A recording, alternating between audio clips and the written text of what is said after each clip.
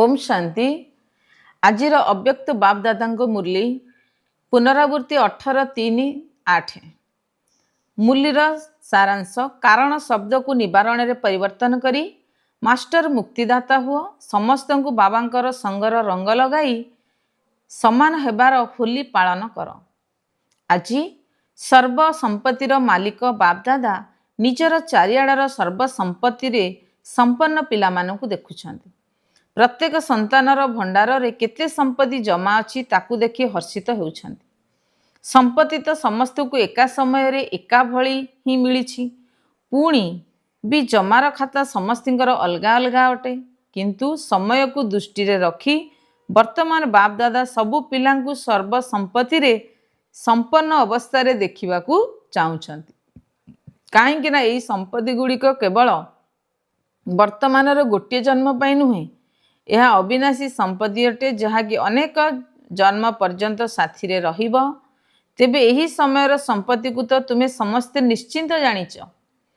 बाप दादा तुमको केउ केउ संपत्ति सबु देइछंती, एक कथा कहिबा मात्र के समस्तंक सम्मुख को संपत्ति गुड़िक आसी जाइछि। एबे समस्तंक मन भितरे संपत्तिर तालिका प्रकट होई गलानी ना। काहेकि ना बाप दादा पूर्वरु मध्य सुनाई देइछंती जे संपत्ति तो मिलुछि किंतु ताकू जमा करिवार विधि कौन। काहेकि ना बाप दादा पूर्वरु सुनाई चलीछंती जे संपत्ति जमा करिवार विधि होछि जे जेमिति निमित्त एवं निर्माण होछि सेही अनुसारे तार संपत्ति जमा होछि।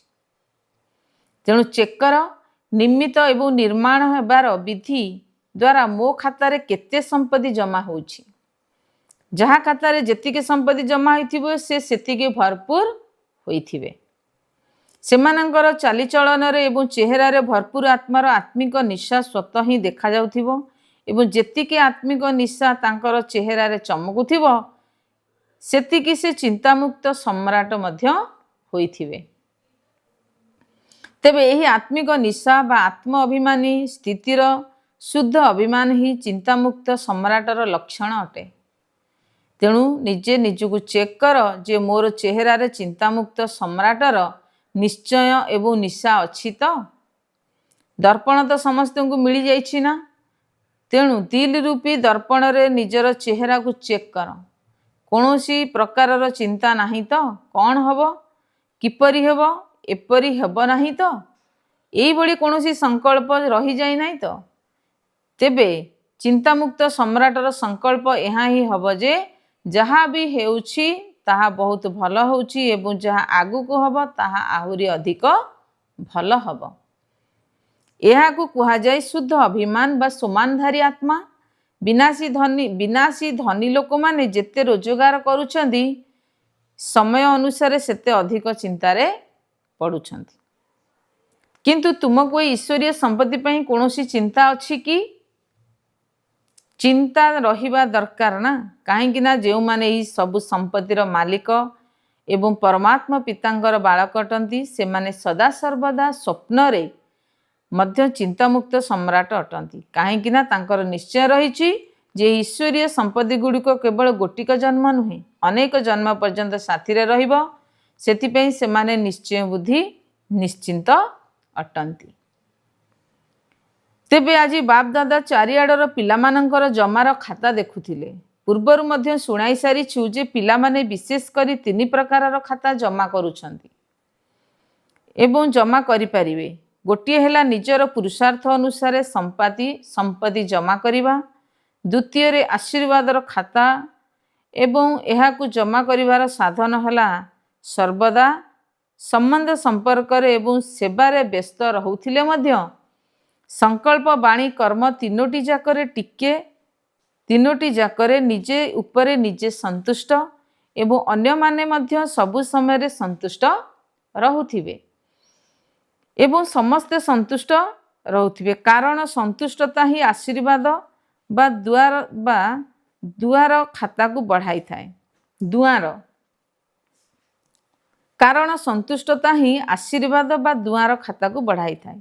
एवं तृतीय खाताटी हेला पुण्यर खाता। पुण्यर खाता जमा करिवार साधन हेला जहाँ भी सेवा करूछ चाहे मन द्वारा, चाहे बाणी द्वारा, चाहे कर्म द्वारा, चाहे संबंध संपर्क आसबारे सर्वदा निस्वार्थ एवं बेहदर वृत्ति, बेहदर स्वभाव, बेहदर भाव एवं भावनार सहित सेवा करिबा जहाद्वारा पुण्यर खाता स्वतः ही जमा होइथाए। तेणु चेक कर, चेक करिबा तो जना अछि ना, जानिछ तो? जहाकू जना नाही सेमाने हाथ उठाओ। जहाकू जना नाही जदि सेतिकी केवल जदि से भली केही नाहांती तेबे समस्तଙ୍କୁ जना अछि। तेणु तेबे चेक कर, तेणु केबे चेक करिछ? स्वपुरुषार्थर खाता, दुआर खाता एवं पुण्यर खाता तीनोटी जाक शतकड़ा केते हिसाब रे जमा अछि? केबे चेक करिछ? जो माने चेक करुछंदी से माने हाथ उठाओ। कौन चेक करुछ तो? कौन प्रथम धाड़ी वाला करू नाहंती? चेक करू नाह? कौन भावुछ? करुछ ना?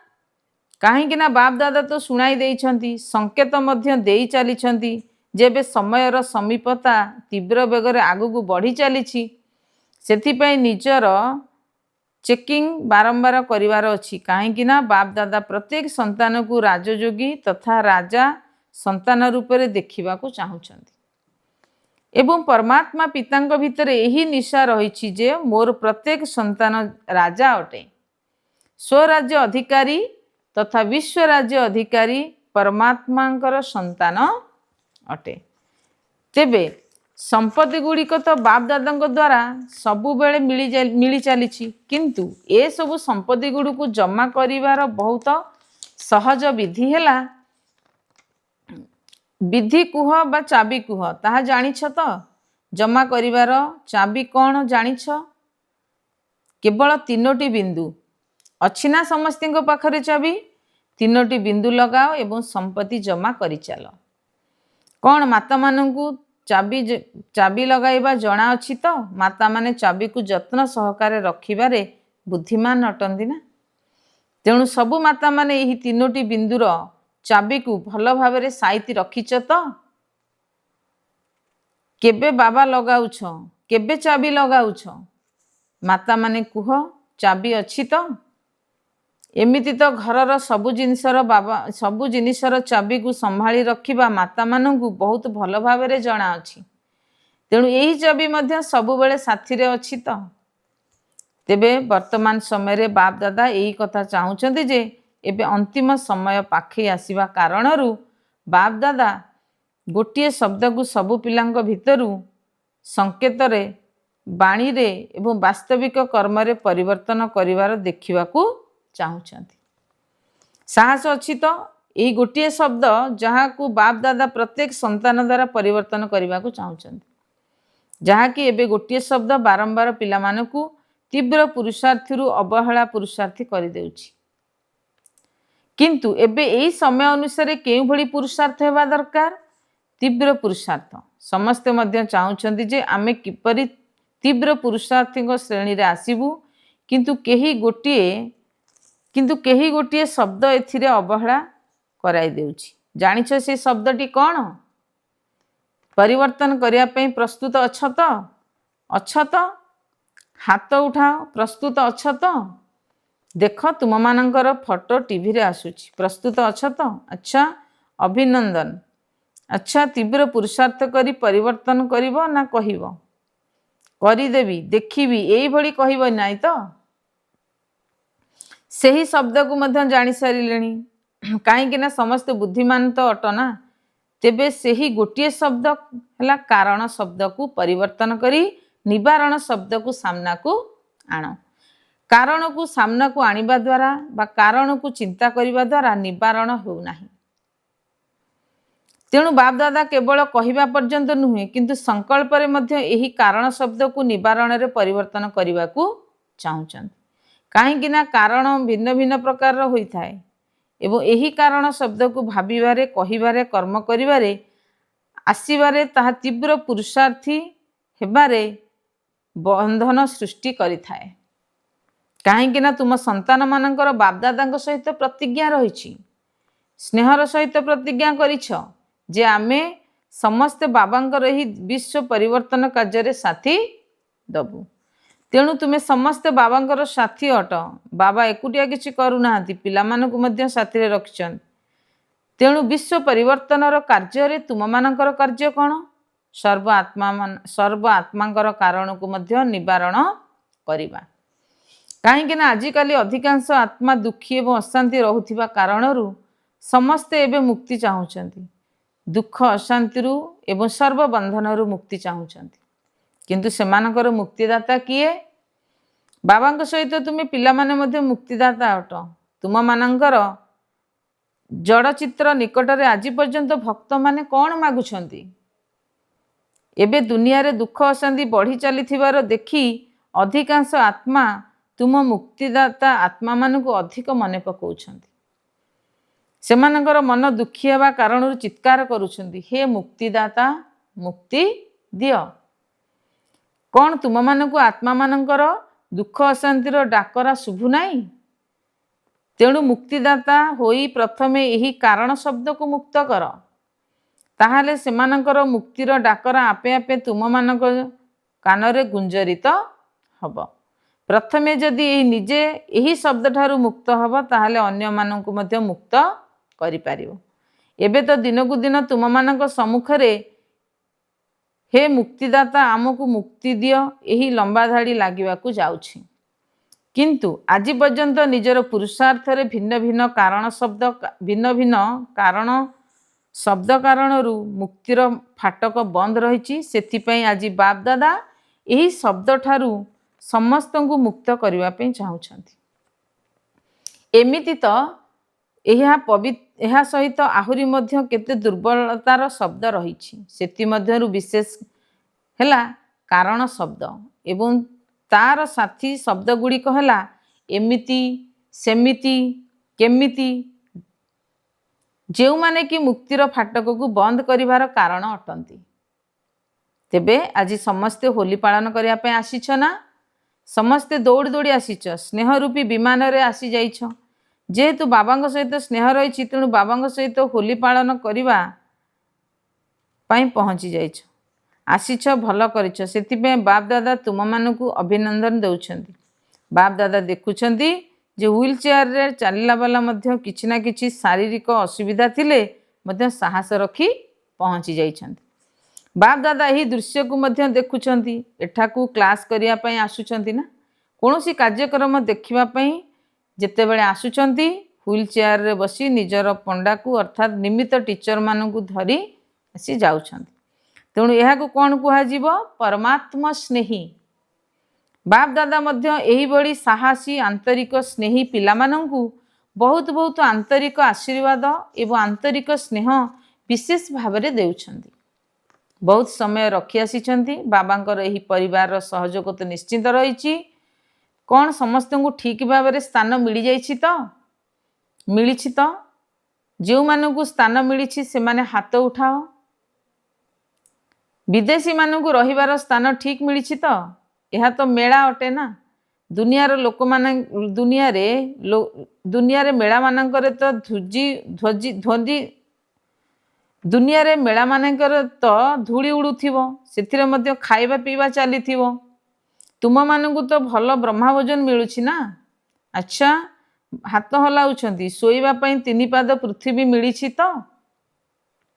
ଏଭଳି ମିଳନ ପୁଣି 5000 ବର୍ଷ ପରେ ଏହି ସଙ୍ଗମ ଯୁଗରେ ହିଁ ହେବ, ଆଉ ମଝିରେ କେବେ ବି ହୋଇପାରିବ ନାହିଁ। ତେଣୁ ଆଜି ବାପ୍ ଦାଦାଙ୍କ ଭିତରେ ସଂକଳ୍ପ ଅଛି ଯେ ସବୁ ପିଲାମାନଙ୍କର ଜମାର ଖାତାକୁ ଦେଖିବା।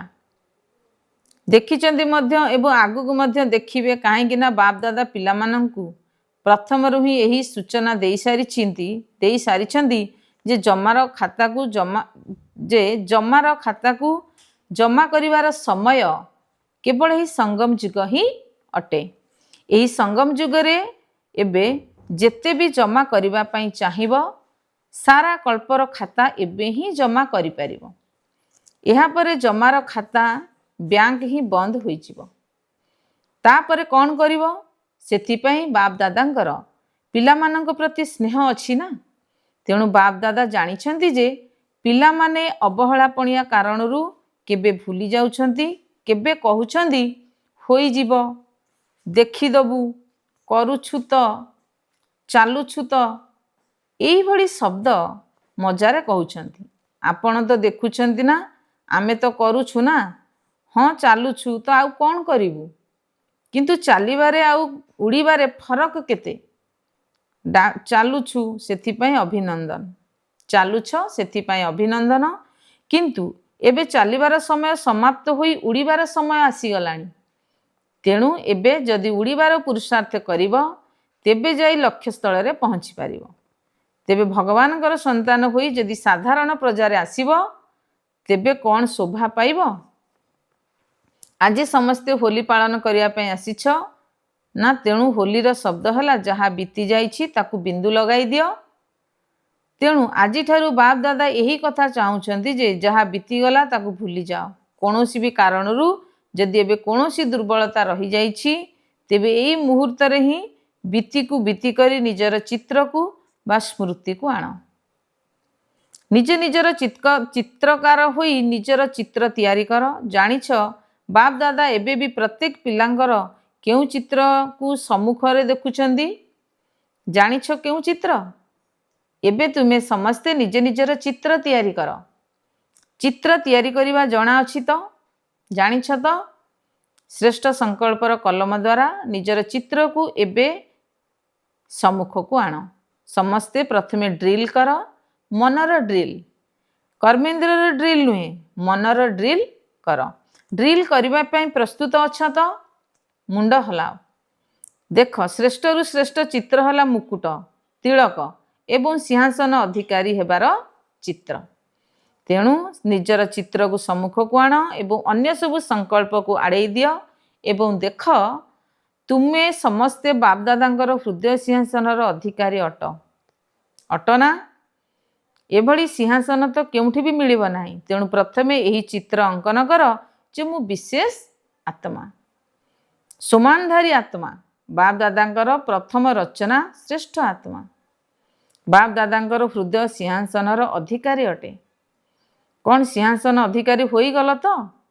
ଏହା ସହିତ ମୁଁ ପରମାତ୍ମାଙ୍କର ରଚନା, ସୃଷ୍ଟି ରୂପୀ ବୃକ୍ଷର ମୂଳରେ ବସିଥିବା ପୂର୍ବଜ ଏବଂ ପୂଜ୍ୟ ଆତ୍ମା ଅଟେ ଏବଂ ଏହି ସ୍ମୃତିର ତିଳକଧାରୀ ଅଟେ। ଏବେ ସତ୍ୟଯୁଗୀ ତିଳକ, ଏବେ ସ୍ମୃତି ରୂପୀ ତିଳକ ଦେଲ ତ? ତା ସହିତ ଚିନ୍ତାମୁକ୍ତ ସମ୍ରାଟ ମଧ୍ୟ ଅଟ। ଏହି ସ୍ମୃତିର ତିଳକଧାରୀ ଅଟ। ଏବେ ସ୍ମୃତି ରୂପୀ ତିଳକ ଲଗାଇ ଦେଲ ତ? ତା ସହିତ ଚିନ୍ତାମୁକ୍ତ ସମ୍ରାଟ ମଧ୍ୟ ଅଟେ। ସମସ୍ତେ ଚିନ୍ତା ରୂପକ ବୋଝକୁ ବାପ ଦାଦାଙ୍କୁ ଅର୍ପଣ କରି ଡବଲ ଲାଇଟର ମୁକୁଟଧାରୀ ଅଟେ। ତେଣୁ ମୁକୁଟ, ତିଳକ ଏବଂ ସିଂହାସନଧାରୀ ଏଇଭଳି ବାବାଙ୍କର ଅର୍ଥାତ୍ ପରମାତ୍ମାଙ୍କର ପ୍ରିୟ ଆତ୍ମା ଅଟେ। ତେବେ ନିଜର ଏଇଭଳି ଚିତ୍ର ତ ଆଙ୍କି ଦେଇ ଏବେ ଚାଲିଲା ବୁଲିବା ବେଳେ ସବୁବେଳେ ଏହି ଡବଲ ଲାଇଟର ମୁକୁଟକୁ ଧାରଣ କରିପାରିବା। କେବେ ବି ନିଜର ସୋମାନକୁ ମନେ ପକାଅ, କେବେ ବି ନିଜର ସୋମାନକୁ ମନେ ପକାଅ, ମୁଁ ମୁକୁଟଧାରୀ, ତିଲକଧାରୀ ତଥା ସିଂହାସନ ଅଧିକାରୀ ଆତ୍ମା ଅଟେ। ନିଜର ଏହି ଚିତ୍ରକୁ ଦୃଢ଼ ସଂକଳ୍ପ ଦ୍ୱାରା ସମ୍ମୁଖକୁ ଆଣ। ମନେ ଅଛି ତ, ଆରମ୍ଭ ସମୟରେ ତୁମେମାନେ ଗୋଟିଏ ଶବ୍ଦକୁ ସ୍ମୃତିରେ ରଖିବା ପାଇଁ ବାର ବାର ଅଭ୍ୟାସ କରୁଥିଲ। ତେବେ ସେଇ ଗୋଟିଏ ଶବ୍ଦ ଥିଲା ମୁଁ କିଏ।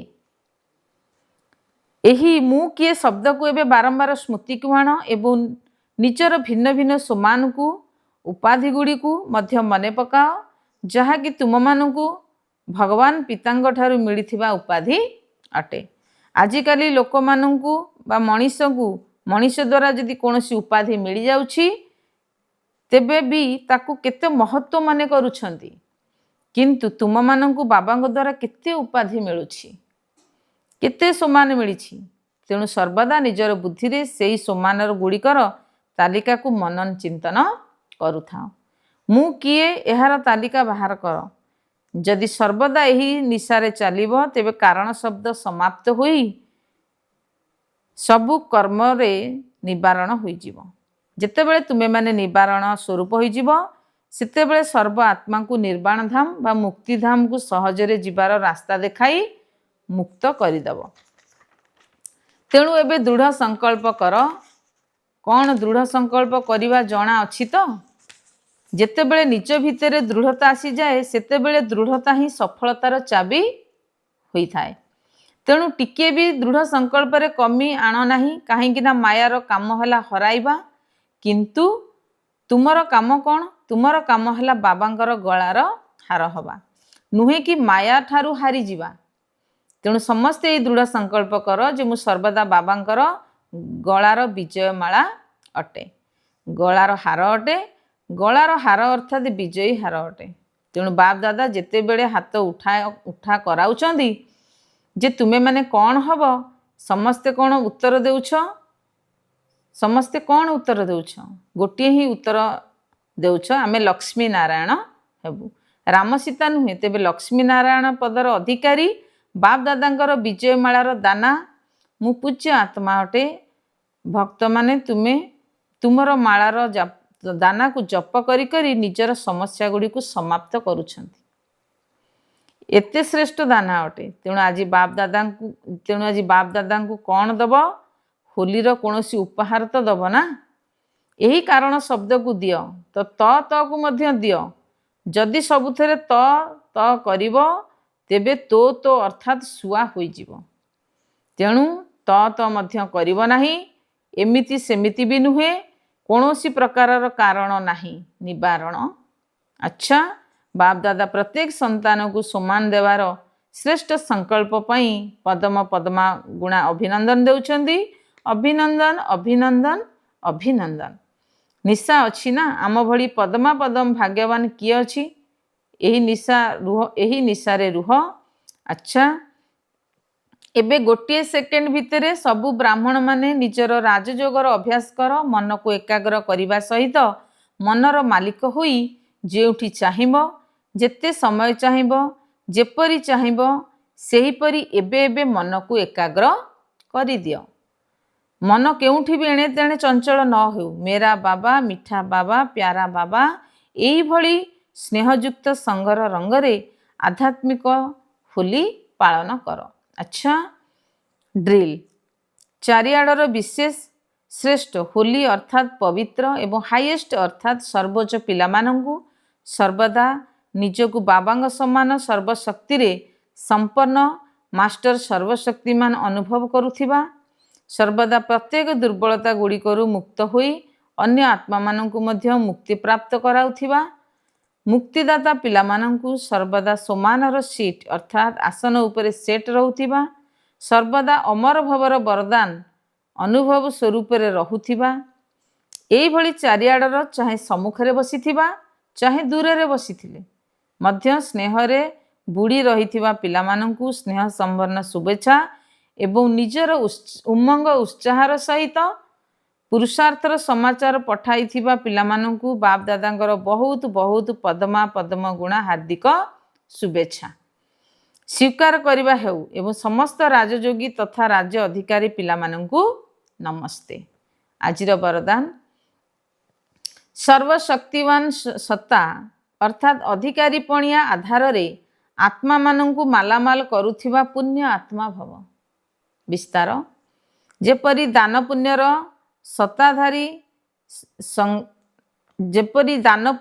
ସତ୍ତାଧାରୀ ସକାମୀ ରାଜାମାନଙ୍କ ଭିତରେ ସତ୍ତାର ସମ୍ପୂର୍ଣ୍ଣ ଶକ୍ତି ଥିଲା, ଯାହା ଆଧାରରେ ସେମାନେ ଯାହାକୁ ଯାହା ଇଚ୍ଛା ସେଇଭଳି କରିଦେଇ ପାରୁଥିଲେ, ସେହିପରି ତୁମେ ମହାଦାନୀ ପୁଣ୍ୟ ଆତ୍ମାମାନଙ୍କୁ ସିଧାସଳଖ ବାବାଙ୍କ ଦ୍ୱାରା ପ୍ରକୃତିଜିତ୍ ମାୟାଜିତ୍ ହେବାର ବିଶେଷ ସତ୍ତା ମିଳିଛି। ତୁମେମାନେ ନିଜର ଶୁଦ୍ଧ ସଂକଳ୍ପ ଆଧାରରେ ଯେକୌଣସି ଆତ୍ମାର ବାବାଙ୍କ ସହିତ ସମ୍ବନ୍ଧ ଯୋଡ଼ି ତାକୁ ମାଲାମାଲ କରିଦେଇ ପାରିବ। କେବଳ ଏହି ସତ୍ତାକୁ ଯଥାର୍ଥ ରୂପରେ ବ୍ୟବହାର କର। ସ୍ଲୋଗାନ, ଯେତେବେଳେ ତୁମେମାନେ ନିଜର ସମ୍ପୂର୍ଣ୍ଣତାର ଅଭିନନ୍ଦନ ଉତ୍ସବ ପାଳନ କରିବ, ସେତେବେଳେ ସମୟ ଏବଂ ମାୟା ଉଭୟ ବିଦାୟ ନେଇଯିବେ। ଅବ୍ୟକ୍ତ ଇଶାରା, ଏବେ ସମ୍ପନ୍ନ ବା କର୍ମାତୀତ ହେବାର ତୀବ୍ର ଇଚ୍ଛା ପ୍ରକଟ କର। ଯେତେବେଳେ ତୁମର ମନ ବୁଦ୍ଧି କର୍ମରେ ବହୁତ ବ୍ୟସ୍ତ ରହିଯିବ, ତେବେ ସେହି ସମୟରେ ମନକୁ ଫୁଲଷ୍ଟପର ବିନ୍ଦୁ ଲଗାଇବା ପାଇଁ ନିର୍ଦ୍ଦେଶ ଦିଅ। ତୁମର ସଂକଳ୍ପ ମଧ୍ୟ ଷ୍ଟପ୍ ହୋଇଯାଉ। ଏହି ଅଭ୍ୟାସକୁ ଗୋଟିଏ ସେକେଣ୍ଡ ପାଇଁ ହେଉ ପଛକେ କିନ୍ତୁ ନିଶ୍ଚିନ୍ତ କର, କାହିଁକି ନା ଅନ୍ତିମ ସାର୍ଟିଫିକେଟ୍ ଗୋଟିଏ ସେକେଣ୍ଡରେ ଫୁଲ୍ ଷ୍ଟପ୍ ଲଗାଇବା ଉପରେ ହିଁ ପ୍ରାପ୍ତ ହେବ। ତେଣୁ ଗୋଟିଏ ସେକେଣ୍ଡ ଭିତରେ ବିସ୍ତାରକୁ ଏକତ୍ରିତ କରି ସାର ରୂପରେ ହୋଇଯାଅ, ସାର ସ୍ୱରୂପ ହୋଇଯାଅ। ଏହି ଅଭ୍ୟାସ ହିଁ ତୁମକୁ କର୍ମାତୀତ କରିଦେବ। ଓମ୍ ଶାନ୍ତି।